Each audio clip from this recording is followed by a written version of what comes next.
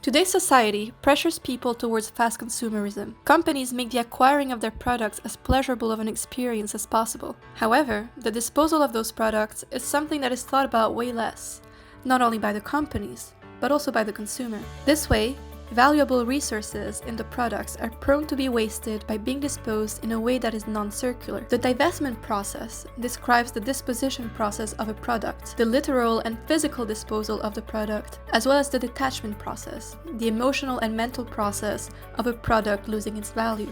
The divestment process describes 6 stages. First, realization of the dilemma. The product does not meet the needs of the user anymore. Second, search for discard options. The user inventorizes all the different discard options like selling, passing along, lending, renting, trading, donating, handing in or throwing the product in the bin. Third, evaluation of discard options. The discard options are measured according to the needs and wishes of the user. This results in a discard intention. Fourth, preparation for discarding. The user prepares for the separation both on a physical level, such as cleaning, and on a mental emotional level, such as gradual downgrade. Fifth, final physical separation. When the user is ready, he or she acts on the discard intention by physically separating from the product. Sixth, outcomes of separation.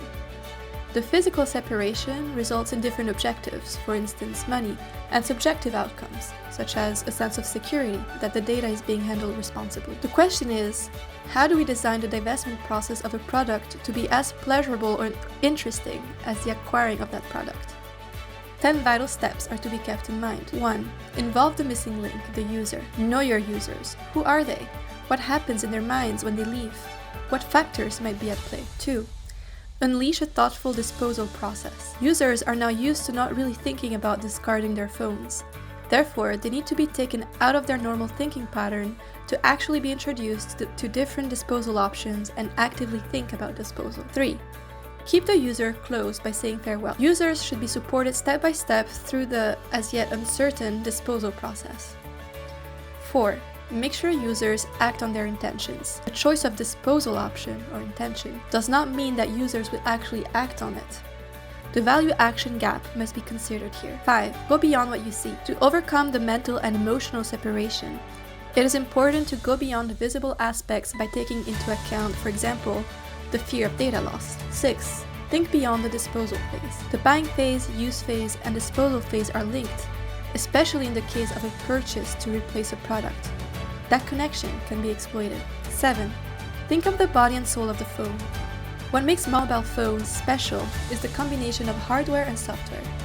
Thus, the soul or digital content of an old mobile phone can be reincarnated into the body of a replacement smartphone.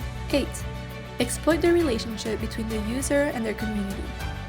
To spread new discard behavior, users' contacts can be involved in discard options. 9. Exploit the relationship between the user and their phone. The phone is used daily and is usually close to the user. The bond built up between these two is not only functional, but also emotional. 10. Provide an excellent experience to encourage repeat use of the process. In the same way that the buying phase and use phase is designed to be enjoyable, the disposal phase should also deliver a special experience to increase the likelihood of repeated responsible disposal. Divestment of a product is just as important as acquiring a product. If we want to act sustainably with the value resources in the products, we need to encourage consumers to invest in divestment.